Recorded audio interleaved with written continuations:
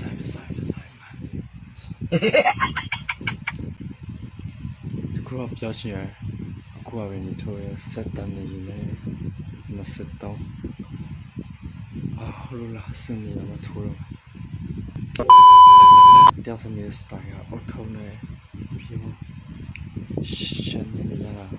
ဘူရောကန်စားရပါပြီဒါလို့ခုပြောချင်တယ်ဒီညလူစွာကိုစိုက်ထားတဲ့ရောင်ရဲ့ကိုပြန်ရကိုကြိုးစားတဲ့ရောင်ကိုပြန်ရအစကမယ်ဒီဗီဒီယိုဖိုင်တော့ကြည့်အောင်အခုဆိုကျွန်တော်တောင်ပေါ်ချန်လက်ပြတော့ဖြစ်ပါလိမ့်ခင်ဗျ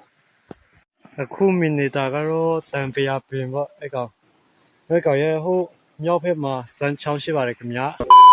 ဒီအရန်ကိုကြည်လင်လုံးပါတယ်ခင်ဗျာ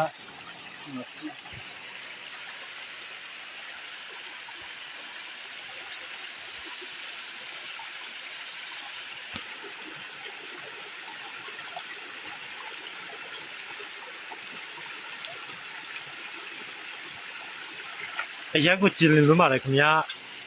အခုမီနီရတာတွေကကျွန်တော်စိုက်ထားတဲ့တန်ပြာတင်တွေပေါ့အဲ့ကောင်တွေကျွန်တော်ကိုယ်တိုင်စိုက်ထားကျွန်တော်အသက်15နှစ်ကတည်းကစိုက်ထားအခုဆိုကျွန်တော်တက်20အောင်ပြည့်နေပြီရေတွက်ကြည့်မယ်ဆိုတော့9နှစ်တက်ကျွန်တော်စိုက်ထားခဲ့ပေါ့အပြင်တွေကိုရှိုးပြရအောင်ဒါဆိုမာတံပြာပြင်တွေအဲ့ကောင်9နှစ်တက်တန်းရှင်းနေပါပြီအဲ့ကောင်ကတော့မလာကပြင်ပေါ့အဲ့ကောင်3နှစ်တက်တန်းရှင်းနေပါပြီ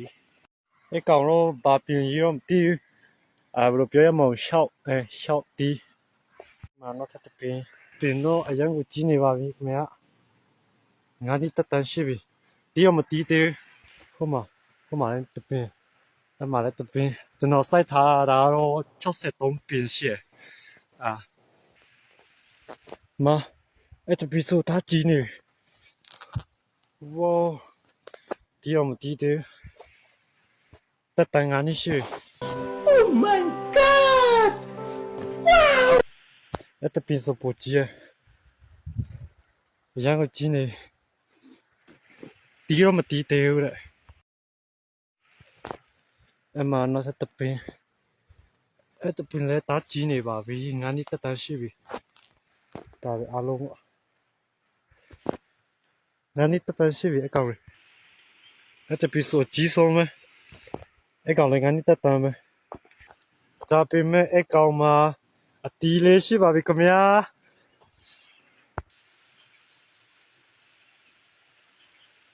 ငါးနှစ်တာစိုက်ခဲ့ရတဲ့အကျိုးရလဒ်ကတော့မာတီးပါပြီခင်ဗျာ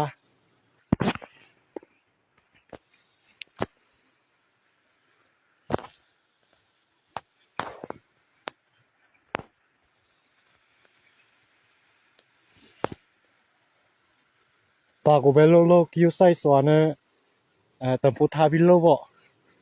မာတီးနေပြီဖဲမှာလည်းတီးလေးရှင်းနေပါပြီခင်ဗျာမာ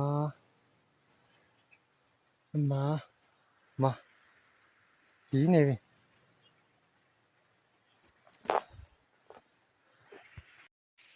တီးလေးမြင်ရလားမဲနေပါပြီ